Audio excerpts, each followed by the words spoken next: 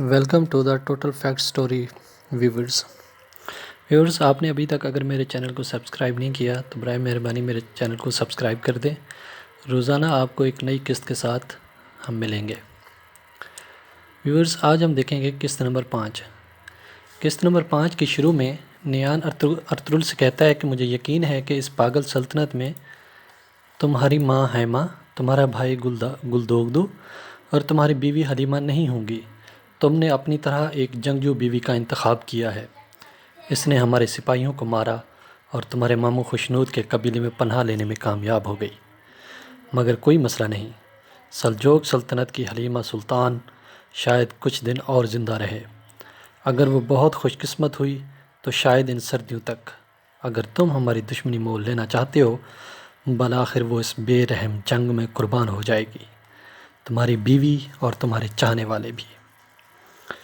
دوسری طرف گلدوگدو حلیمہ کو ارطغرل کی تلوار دیتے ہوئے کہتا ہے کہ آج سے یہ تلوار تمہارے بیٹے کی ہوگی۔ حلیمہ تلوار لے لیتی ہے اور وہ لمحہ یاد کرتی ہے جب ارطغرل نے اسی تلوار سے اس کی جان بچائی تھی۔ یہی سوچ کر وہ بے ہوش ہو جاتی ہے۔ پھر وہ تلوار ضمیر استاد اٹھا لیتے ہیں۔ ان کو وہ خیال آتا ہے جب انہوں نے یہ تلوار ارطغرل کو دی تھی۔ وہ سوچتے ہیں کاش یہ تلوار تمہارے ہاتھوں میں ہوتی، حق کی آواز ہوتی اور مجرم کی موت ہوتی۔ ادھر ارطغرل نیان سے پوچھتا ہے کہ اصل بات بتاؤ، جب مجھے مار سکتے تھے تو مارا کیوں نہیں؟ تم مجھ سے کیا چاہتے ہو؟ نیان کہتا ہے کہ ارطغرل ایک طاقتور جنگجو کی زندگی کی قیمت باقی زندگیوں سے زیادہ قیمتی ہوتی ہے۔ ارطغرل کہتا ہے کہ مگر میں تمہارے لیے موت کا فرشتہ بن کر آؤں گا نیان۔ نیان کہتا ہے اگر تم اپنی ماں، بیوی، تمہارے قبیلے کے بچوں کو خوشی اور امن سے رہتا ہوا دیکھنا چاہتے ہو تو تم کو سچائی کا سامنا کرتے ہوئے ہمارے ساتھ کام کرنا ہوگا۔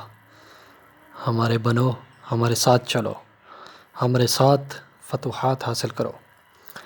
ارطغرل کہتا ہے کہ بزدلوں کی طرح لڑنا، شیرخوار بچوں کو قتل کرنا ہمارے لیے فتح نہیں بلکہ شرم کی بات ہے۔ نیان ہم باوقار ہو کر لڑتے ہیں۔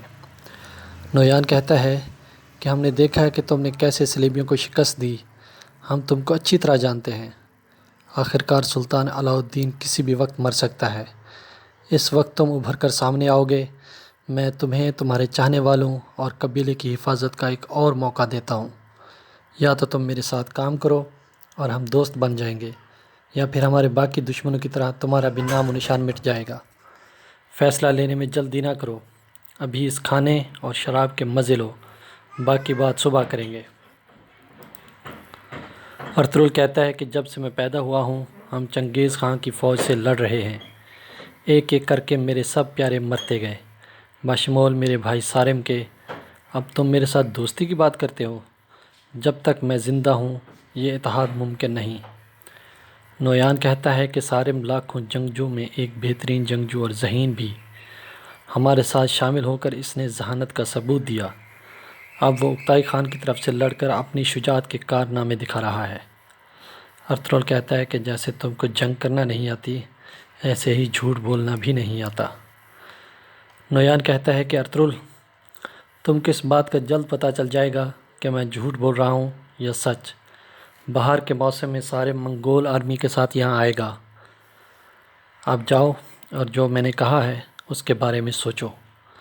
ارطغرل کہتا ہے کہ میں سمجھوں گا کہ تمہارے دل میں تھوڑی بہت انسانیت ابھی باقی ہے، اگر تم اس لڑکی کو میرے ساتھ جانے دو تو۔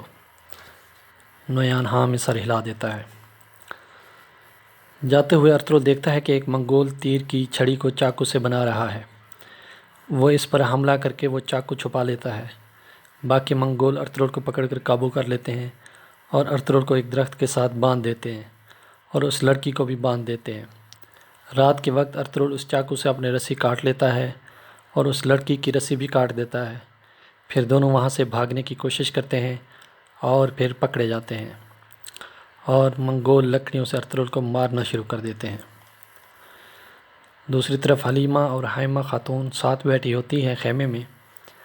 حلیمہ ارطغرل کے دیے ہوئے تحفے کو دیکھ کر کہتی ہے ارطغرل میرا دل کہتا ہے کہ تم زندہ ہو، میرا دل کہتا ہے کہ تم مجھے اور ہمارے بچے کو اکیلا چھوڑ کر نہیں جا سکتے۔ تم زندہ ہو تم مجھے اور میرے بچے کو چھوڑ کر نہیں مر سکتے۔ پھر حائمہ خاتون حلیمہ کو گلے لگا لیتی ہے اور کہتی ہے رو لو میری جان، رو لو۔ حلیمہ کہتی ہے کہ امی جان، مجھے یقین ہے کہ ارطغرل زندہ ہے، مجھے یقین ہے کہ وہ ہم کو اس حال میں چھوڑ کر نہیں جا سکتا۔ دوسری طرف نویان ارطغرل کے سامنے اس لڑکی کی تلوار سے گردن اتار دیتا ہے۔ ارطغرل نویان پر حملہ کرنے کی کوشش کرتا ہے تو نویان کے آدمی اس ارطغرل کو دبوچ لیتے ہیں اور نویان کہتا ہے کہ تو تم ابھی بھی مقابلہ کرنا چاہتے ہو؟ چلو دیکھتے ہیں تمہارے اندر کتنا حوصلہ ہے۔ پھر نویان ارطغرل کی ٹانگ میں چاقو مار دیتا ہے اور کہتا ہے کہ ارطغرل جشن منانا چاہتا ہے، چلو اللہ گلہ کرتے ہیں۔ ادھر گلدوگدو اور سلجان خاتون خیمے میں بیٹھے ہوتے ہیں۔ گلدوگدو کہتا ہے کہ خاتون، ارطغرل کے بغیر کائی قبیلہ اپاہج آدمی کی طرح ہے۔ اگر میں اس قبیلے کا دماغ تھا تو ارطغرل اس کا دل تھا۔ وہ بہت سی مشکلات سے دوچار ہوا مگر اس نے ہر مصیبت کا جواں مردی سے مقابلہ کیا۔ مجھے لگتا ہے کہ وہ واپس آئے گا، اس کو کوئی مات نہیں دے سکتا۔ اس وقت وہ بہت اچھے سفر پر چلا گیا ہے۔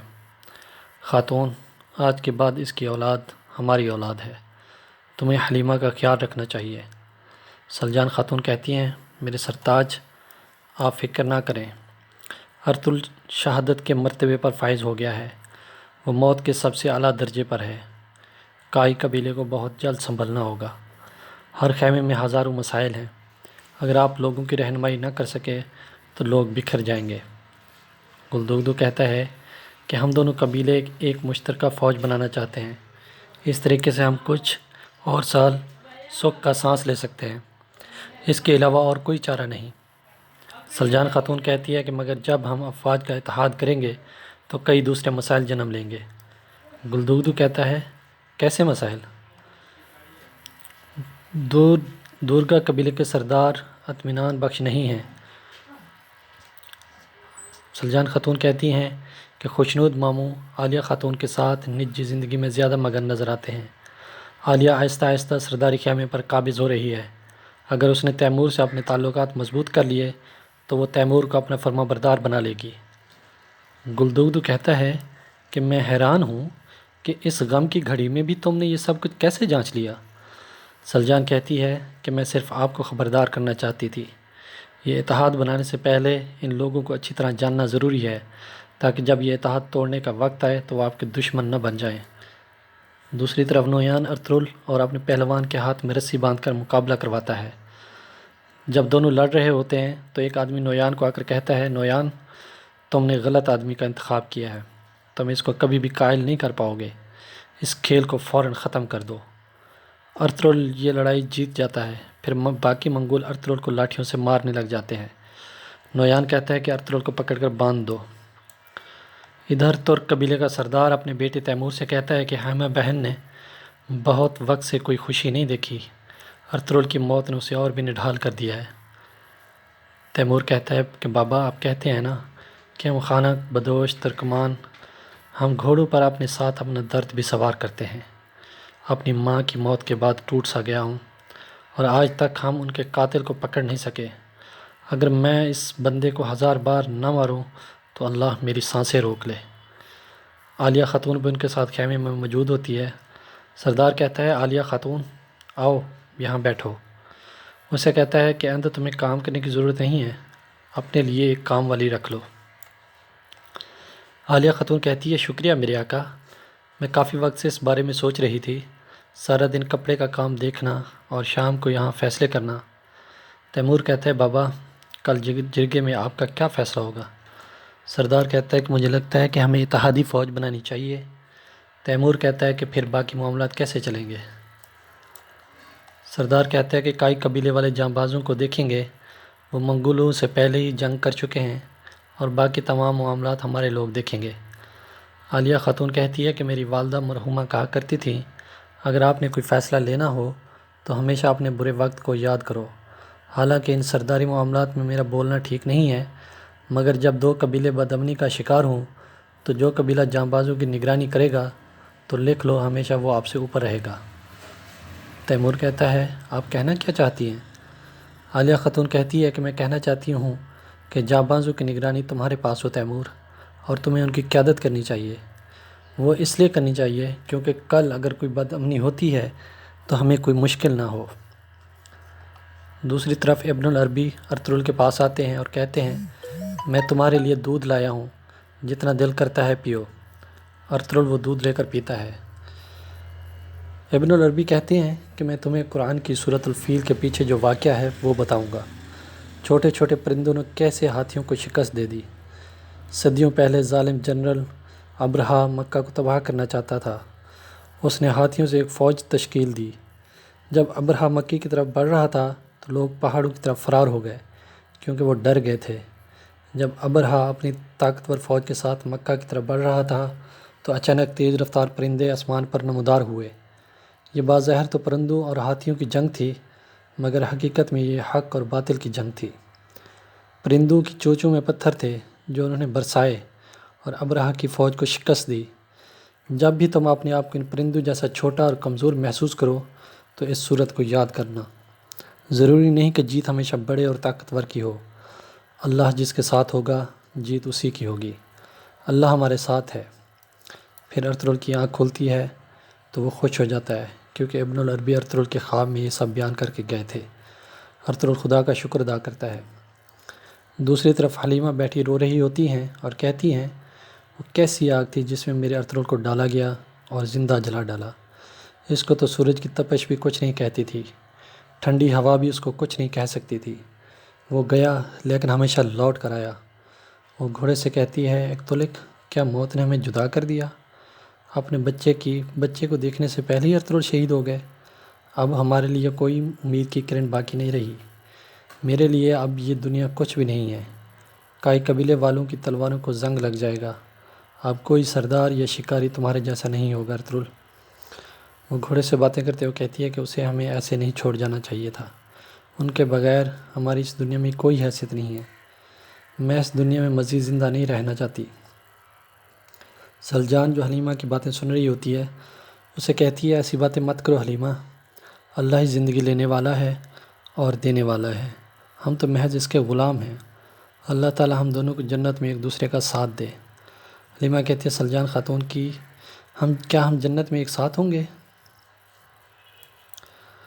ادھر سردار حلیمہ خاتون کے پاس آ کر بیٹھتا ہے اور پوچھتا ہے کہ میری بچی حلیمہ کا کیا حال ہے؟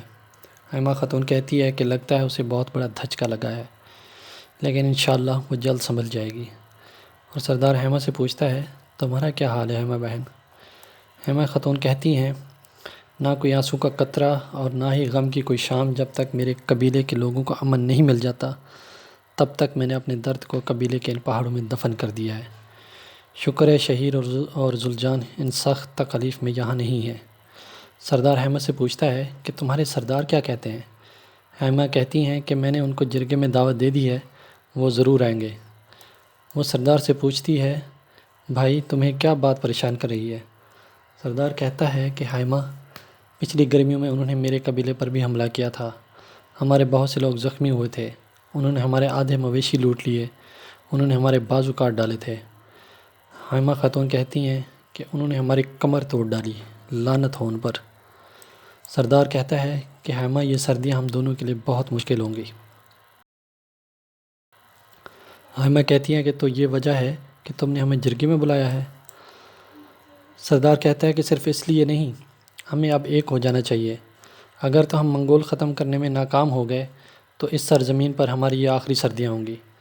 ہم یکجان ہو جاتے ہیں اور ان مشکل سردیوں کا مقابلہ کرتے ہیں۔ حلیمہ کہتی ہیں بھائی آپ نے یہ بات کہہ کر کئی قبیلے والوں کو خوشی کی راہ دکھائی ہے، مگر آپ قبیلے کے باقی سردار کیا کہتے ہیں؟ ہم غریب اور زخمی، سردیاں سر پر ہیں، ہم صرف آپ پر ایک بوجھ ہوں گے۔ سردار کہتا ہے تمہارے پاس ترک قبیلے کے بہترین جاں باز ہیں، ہماری مدد کے لیے صرف یہ ہی کافی ہیں۔ میں جرگے میں اس بارے میں بات کروں گا، بس تمہیں یہی بتانا تھا۔